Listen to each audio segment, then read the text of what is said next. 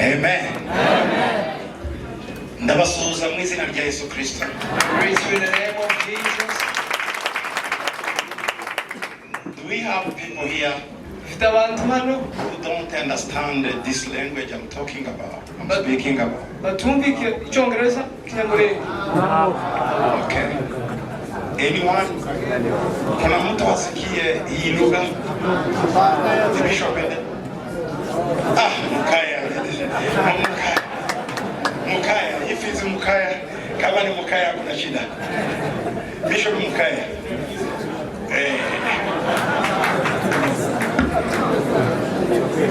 Kandi ndagira ngo tenda mwamwegera mukamufasha sivyo kumusaba. Ibi ni byo byiza kugira ngo ducunguze. Turashimira interprete kamu ngwino bazo mpobera bone. Reka tumuha amashimwe cyane.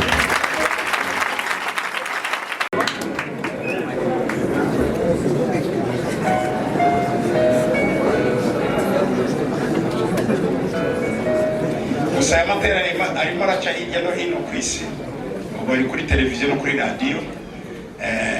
Ndagira ngo dukoreshe ururimi rwonyine abandi batumva byenda bazajya kubakora uburyo babyandika babikurikire. Ndashima Imana mbere ya byose. Ndashimira Imana ko bw'umwanya Imana iduhaye kuba turi hano. Abantu bakora muri ibi ntimukomeze gukora banani. Ngewe iyo ntangiye muri volume imwe niyo ndangiriza usibyo bano gukomeza mu shooting.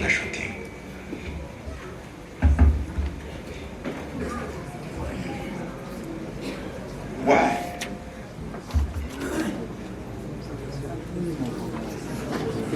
Okay.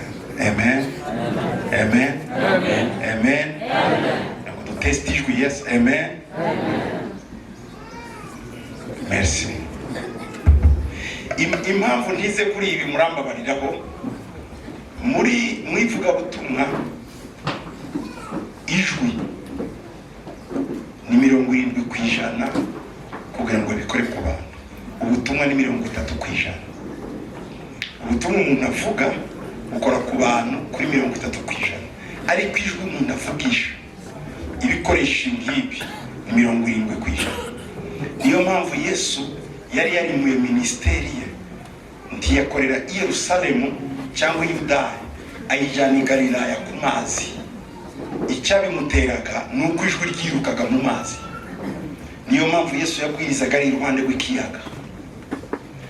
Kuvuga ngo muribuka ko rimwe yasabye ubwato ngo ajye mu bwato.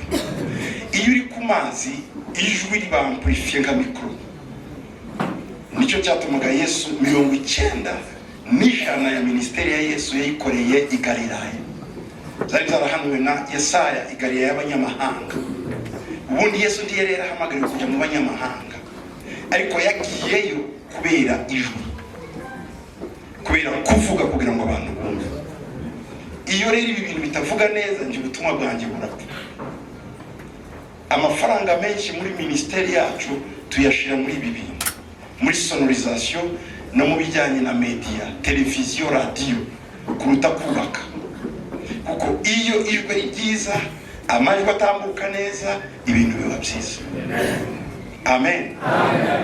Yesu ibanga rikomeye yarafite kwa kuvuga abantu bakumva. Rero yaravuze ngo uwumva ya magambo yawe uyumva akayizera akayashira mu bikorwa asa n'umuntu wubatse inzu ku rutare. Yesu ashimwe cyane. Yabivugira ku gasozi kari hejuru y'inyanja y'i Galilaya. Aho kuri ako gasozi ako bita na gasozi k'amahirwe, beatitude. Nukuvuga ngo iyo ukora ako gasozi inyanja y'i Galilaya iri munsi yawe. Nukuvuga ngo umwonga w'ijwi uragenda. N'abantu baba mu mibande umusozi hakurya n'undi iyo muhamagaye hakurya barumva. siko twabigezaga kera. Ariko iyo hatari umusozi,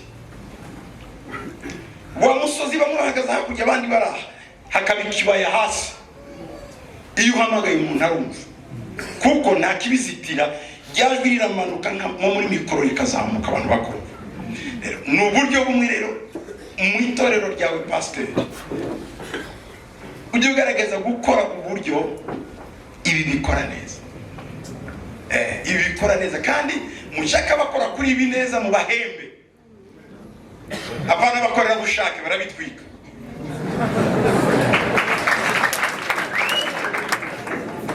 Kuko mukorera bushake azigiye aziye ntazinduka ntimumuhemba ni mwamuhaye itike, ariko iyo abihemberwa arabiragira nk'inka ye, kandi iyo bihiye niwe mu bibazo.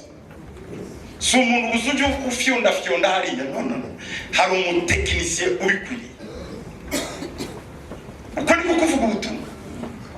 Ubu muri mu kizungu, muri Nairobi, umujyi ukomeye, Nyerere yabwiraga abatanzania kera akababwira ngo ushaka kujya kureba London, Londres, ngo azazi Nairobi. Iyi Nairobi yari London. Baramubwiye ngo twubakire natwe, baravuga ngo nta yindi London mukeneye, ni Nairobi. Iyi Nairobi rero murimo ni London. Uburyo bwo gukora amatorero rero ntimuzabukore nk'uburyo twabikoze ruguru. Aha mwemvestise cyane, duke Imana ibaha mudushire mu byuma. Ndabona amatorero ya bene data baba muri iki gihugu, ibyuma, PS system niko bayita. PS system ibiremereye cyane kuruta ibindi byose. Ariko tuntu tujwigira abantu bavuga turiya dukura umuntu mu mwuka n'ubwo ari umunyamwuka.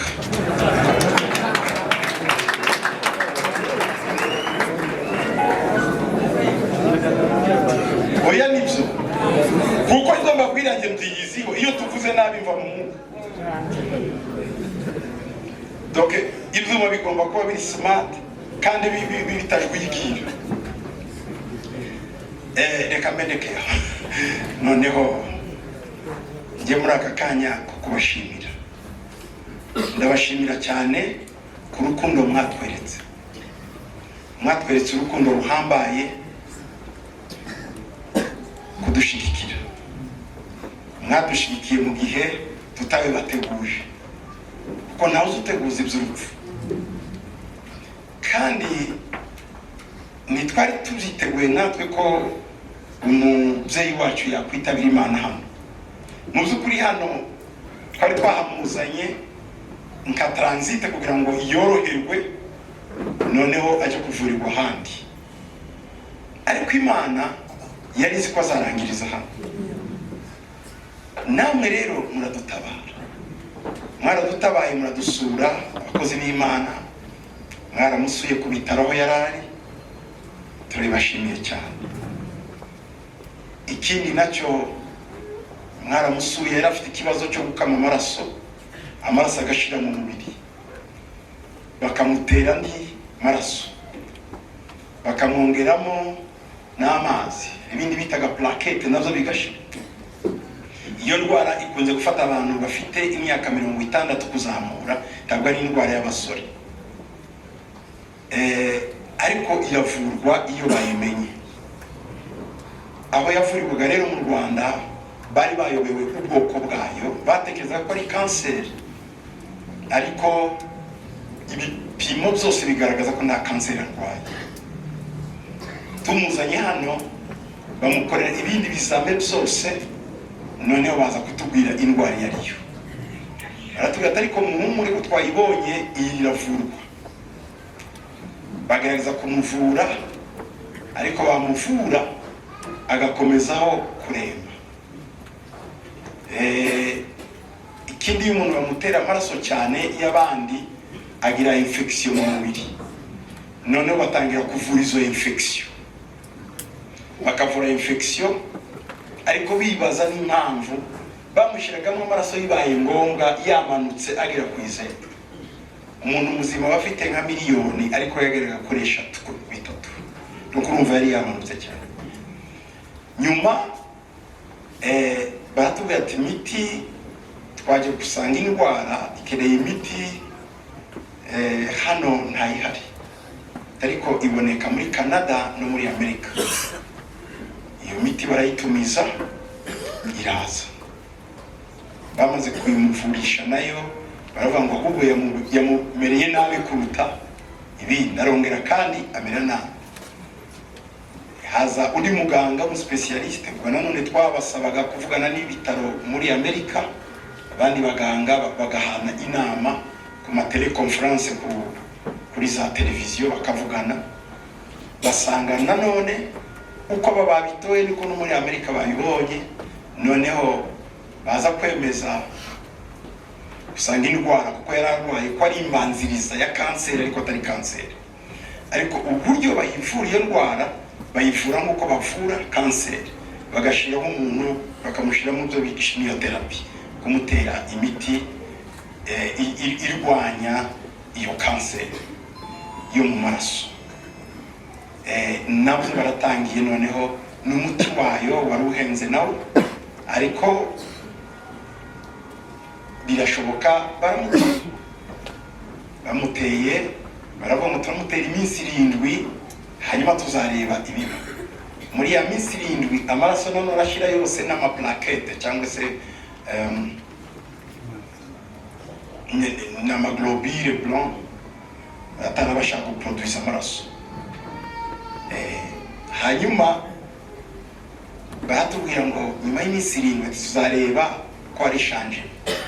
Baratubwira ati byanze, twagerageje ko dushoboye, byatunaniye.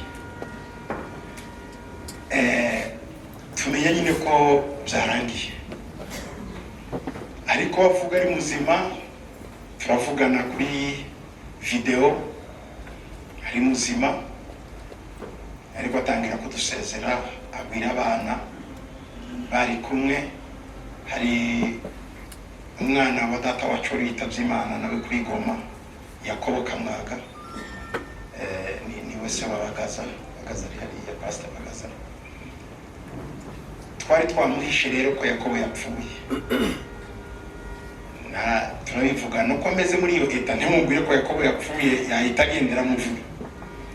Nuko arasinzira akangutsa kwira abana batariko bati mbonye ndyamye ahantu na Yakobo kandi mutubyutsa ritubashe kubyuka.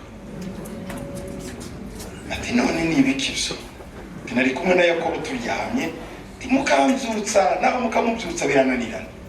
Umwana aramubwira ati kaka ni inzozi. Batoya si inzozi, ndumva atari inzozi. Ati se Yakobo ati ameze neza toke, ati ariko ndose turyamye kandi mutubyutsa byanze. Icyo gihe hitamenya ko byarangiye, kwari kudutegura.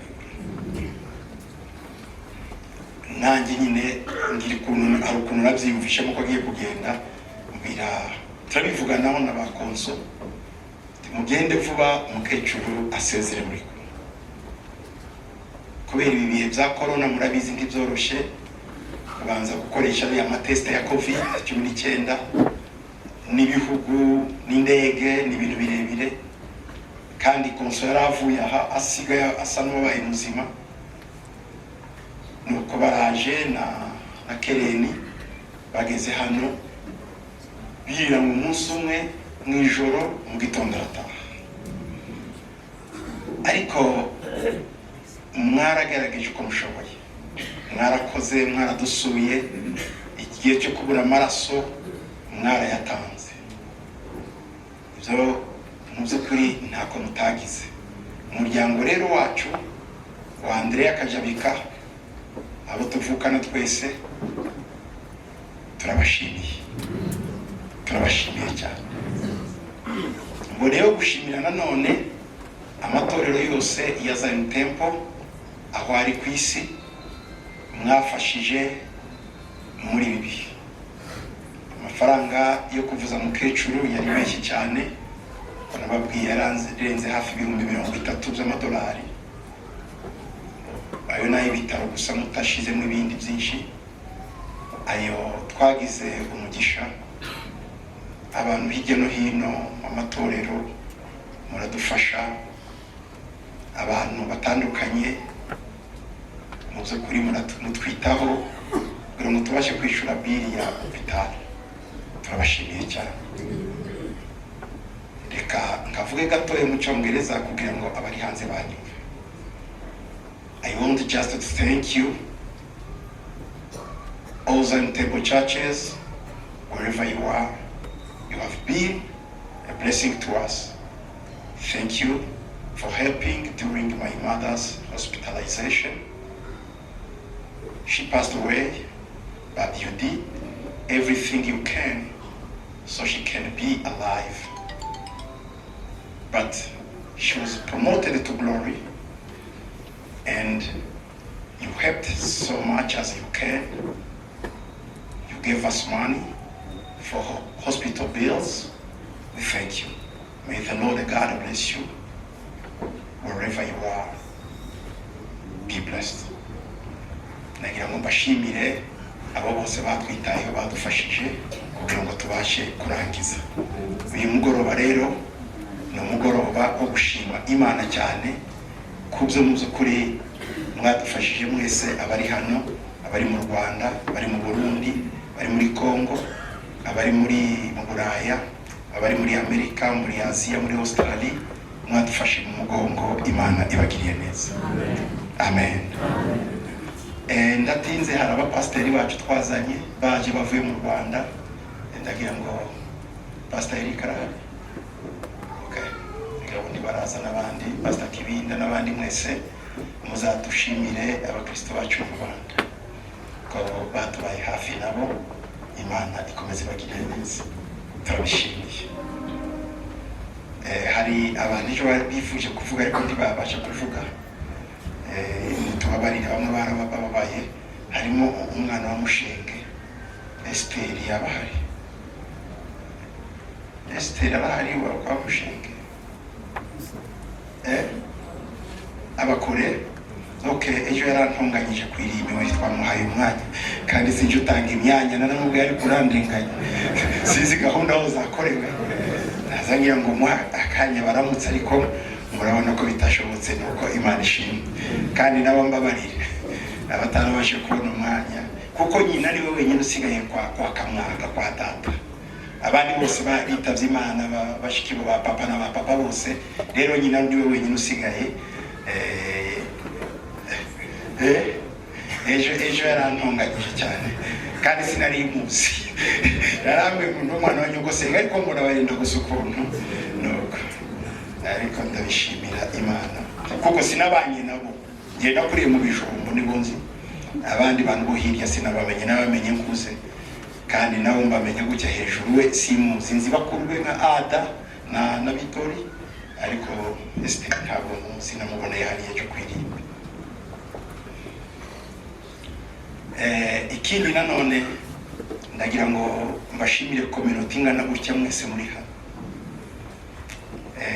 Mbabarire abatari abanyamurenge bari hano. Umudamu wanjye niwe ukunze kumubwira ngo niwe kubw'ingufu, nanamubwiye uriwe ntabwo. Iyo tubivuze ntabwo yaje yananiwe, ariko yari yambwiye ngo arashaka kuza kureba uko baririmba, akunda cyane igisirimba. Yananiwe cyane ariko araza kuza atinze.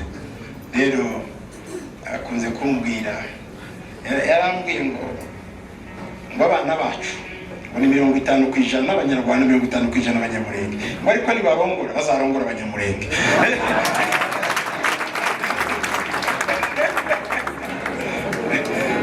Nibo shaka. Rero abafite abakobwa ubwo tuboneyeho gusaba, dusabiye ku mugaragaro. Muzaduha abageni. Muzaduha abageni. Dufite abana 3 b'abahungu, nta mukobwa twabyaye, dufite abahungu 3. Ubwo rero dukeneye abakazana 3. Nabo nyina Nairobi hari byose bishoboka ko n'umuntu yakora abageni. Imana ishimwe cyane.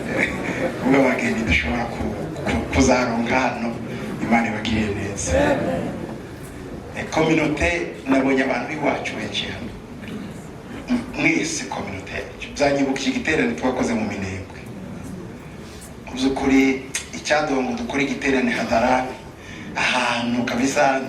Dukora igiterane kimwe ko nasanze ariho turi. niho turi kandi niho tugomba gukorera umurimo w'Imana.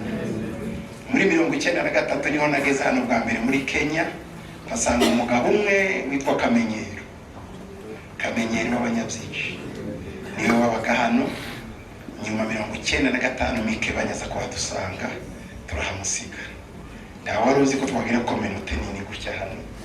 None uyu munsi byanejeje kuhasanga community nini cyane. Amen. Mu by'ukuri hari abantu bake cyane, imiryango mikeya, ariko ubu Kenya yaratwakiriye, mureke tuyisengere. Ndagira ngo mfata akanya gato dusengere Kenya. Munyemere tuyisabire amahoro y'Imana, tuyisabire ubumwe, tuyisabire gukomera, kuko irabacumbikiye. Kandi ntawe uzi tukahaba.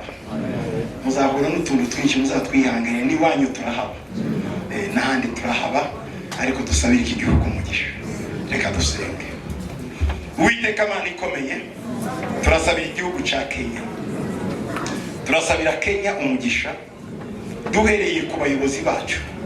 Turasabira perezida na vice perezida, turasabira abaministre, turasabira abasena n'aba parlementaire bose ubaho umugisha.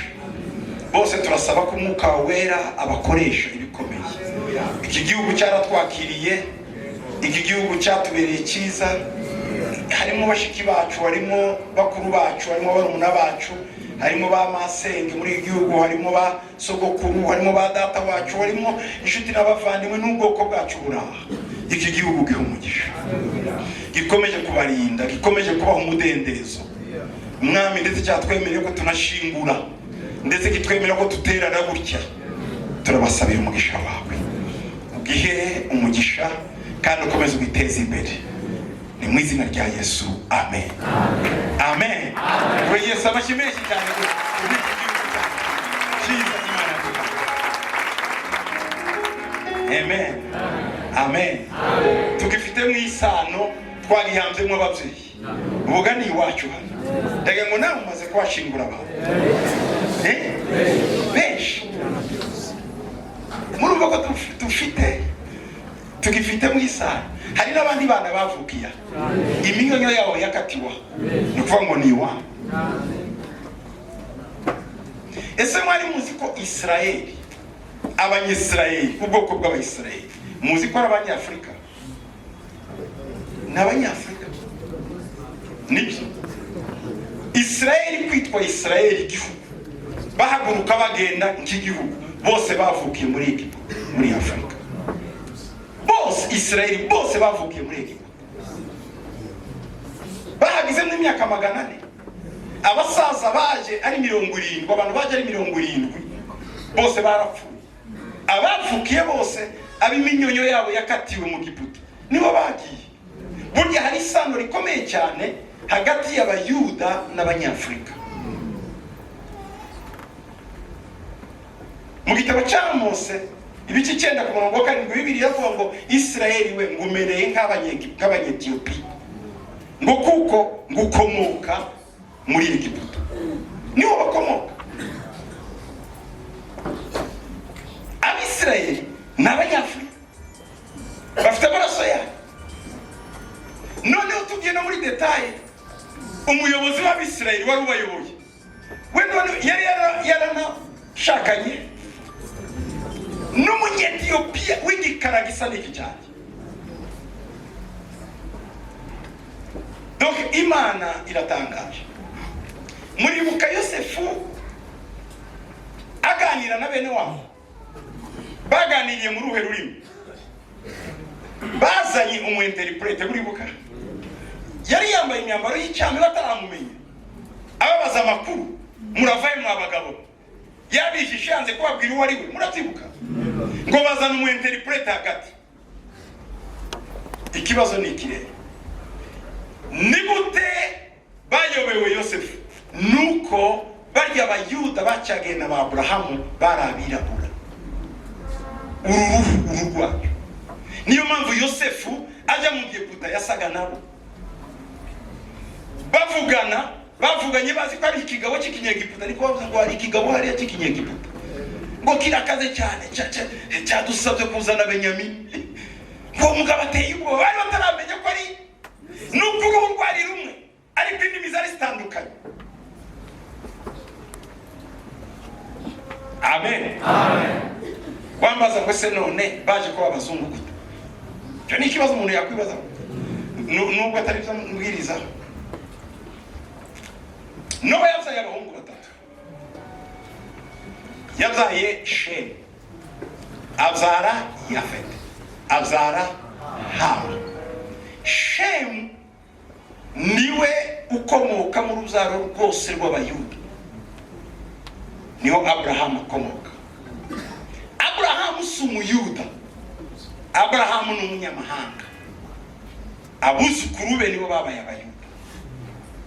Turumvikanye? Ni umuheburayo, si umuyuda. Umuheburayo ni mu jambo cy'Igiheburayo Heberi ni ukwambuka, crossing over. Bambuka inyanja Efurati, niho baje kumuhamagara bamubwira ko Loti bamunyaze. Urabyibuka? Igice cya 14 ku murongo wa 13 ngo umuheburayo bamujyanye. Nibwo bwa mbere Bibiliya ivuga ijambo Heberi, umuheburayo. Barya bambutse bazi wacu. Niko kuvuga ngo abambutse uruzi badusanga. Niho hava ijambo Heberi, Heburayo. Icyo gihe barabukwa Shema, abo kwa Yafete niho hava Mugoge, ba Magoge cyangwa se bariya baba Caucasian, abava mu misozi y'Uburusiya za Tiriki, nibo bazungu n'aba Endo. Donc harimo igice cy'Abahindi, abari abazungu bose b'Iburaya bariya nabo kwa Yafete. Nibo harimo ba Meshek, ariho havamo Moscow, havamo Tibet, ariyo Tbilisi ni muri Georgia, havamo Rosh. Abo Ezekiel yarabavuze ahanura kuri Rosh, kuri Tubal, avuga no kuri Gog, Magog. Abo nabuzukuruza ba Yafete iyo musomye mu Itangiriro biriya bice bya 10 bavuga. Donc nukuvuga ngo abazungu, uruhu rwa mbere Imana yaremanye umuntu n'urw'abirabura. Adam birasobanura umuntu ariko ni igitaka. Igitaka ni ikizungu cyangwa kiri kirira buri gitaka. Igitaka ni brown, ni ka shokora. Donc umuntu wa mbere yavuye mu butaka Adam nuko ngo ni igitaka n'umuntu. Umuntu yavutse afite irirangi ry'abirabura. Ni gute baje kwa abazungu? Hari bazamuka mu bihugu by'imbeho nyinshi cyane, bihugu by'imbeho cyane, baje gutakaza akantu gatuma umuntu agumana melanine, akantu gatuma igikara kiza, baragatakaza. Burya birabura tugira imibiri 3, bo bagira 2.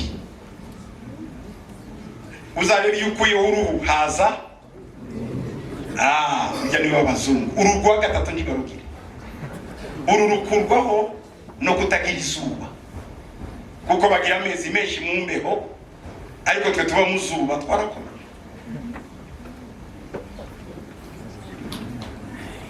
Haza rero abagatatu ni Hamu. Ubundi Bibiliya yita Afrika ngo ni igihugu cya Hamu, ngo yakoreye ibikomeye n'ibimenyetso mu gihugu cya Hamu cyangwa Rahabu ni Egiputa, mu gihugu cya Hamu. Muri Zaburi barabivuga. Bene Hamu havuyemo abantu batandukanye. Harimo ba Havila, harimo ba Kushi, harimo Kanani. Kanani rero niwe wavumwe, ntihavumwe Hamu.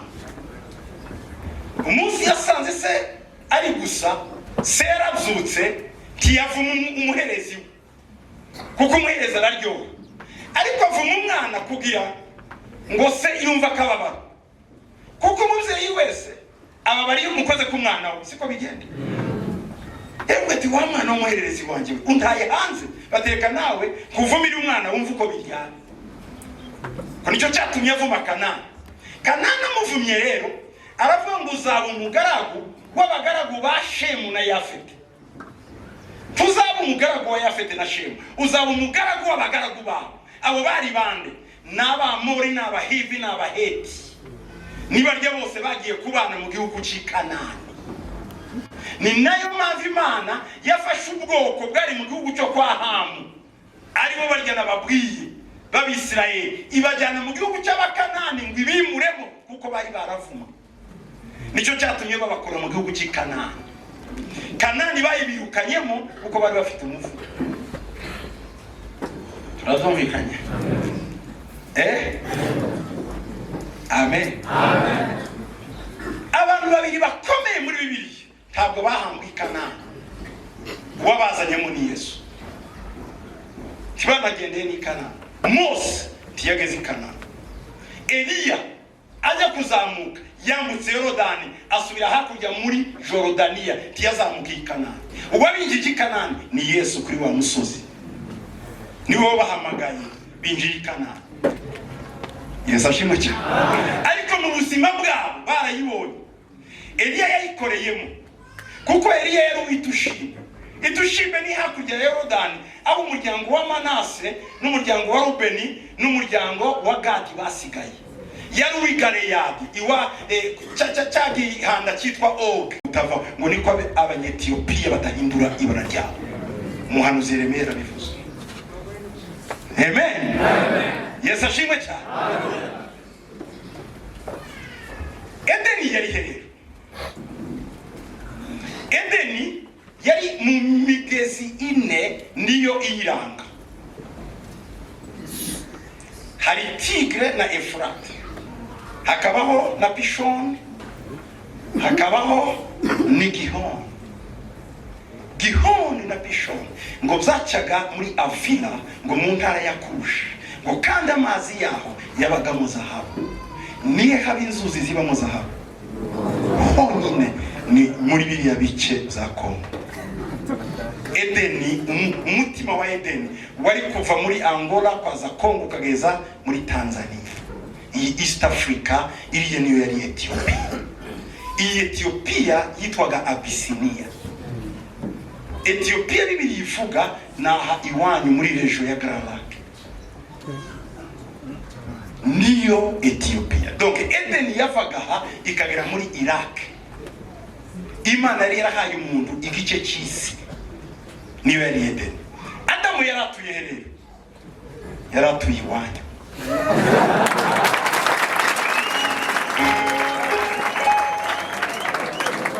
Yeah.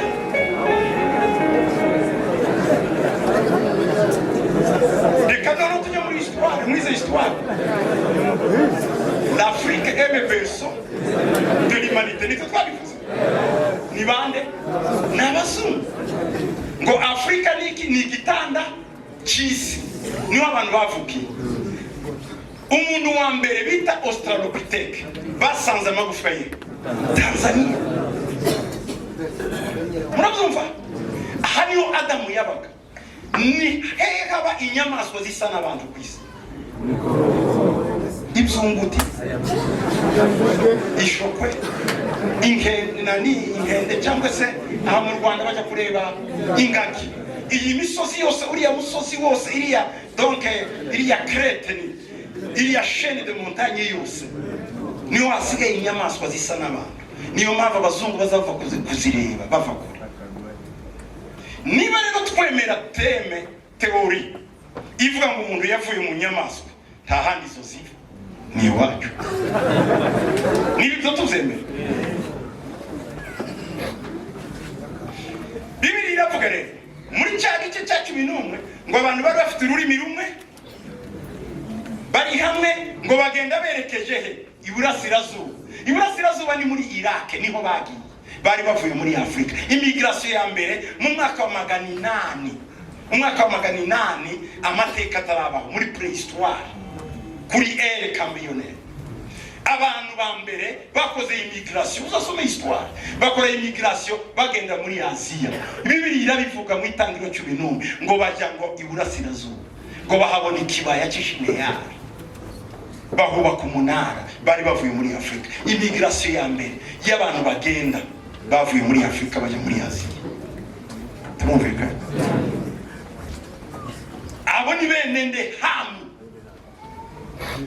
Abo ni bene Hamu. N'abirabura.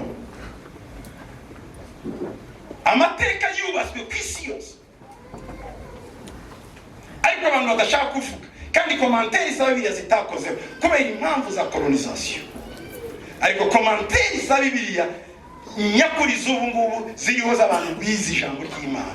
Abo bantu bose ko barasubira muri Afrika, n'abazungu batangiye kwandika bavuga muri Afrika kuko babihije igihe kirekire, kandi izo ni teologi zazanywe n'Abadage mu kinyejana cya 19 nibo bakoze komanteri ya Bibiliya. Abadage badashaka kwerekana ko abirabura bafite umutungo ukomeye.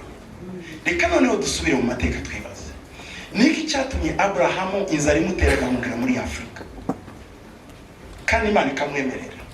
Kwari kugira ngo hakure ubutunzi. Ubutunzi Abrahamu yazamukanye yabuvanye muri Afrika. Mu gitabo cy'Abayuda bita ngo ni Talmud, bavuga ko umunsi Farawo yari yatwaye Sara, Imana ikamwiyereka, Farawo yarababaye cyane. Abwira Abrahamu, kuki wambeshye? Farawo yarababaye cyane. Undi aramubwira ngo narinzi ko ataba kubaha Imana. Avuga ati no, turayubaha. Bati rero imico y'iwacu y'abirabura, imico y'iwacu ntitwemerera gukora icyaha ngo ureke gutanga ikintu. Ikintu yatanze ni iki? Afata umukobwa w'umuprincess w'umwamikazi witwa Hagari, amuha Abrahamu ngo amujyane basubire iwabo azamubera umuja. Hagari yari umukobwa w'umwami wa Farawo. Yamutanzeho nk'akamande. Aravuga ngo nakoze ishano nguyu Hagari. Hagari rero yari umukobwa w'umwami. Niyo mpamvu Hagari bamaze kumwirukana yagiye gushakira Ishimayeli umugore muri Afrika, ngo yamuzaniye umunyegiputa, yazanye umwana w'umuprince kuko byari byarahanuwe ngo nawe azaba igikomangoma. Ishimayeli nawe yari igikomangoma kuko yagiye kumuzanira umwana wo mu bami. Nubwo bazungurukaga mu butayu bw'Iparani, ariko bari bafite iwabo. Nubwo namwe muri bo muzunguruka mufite iwabo.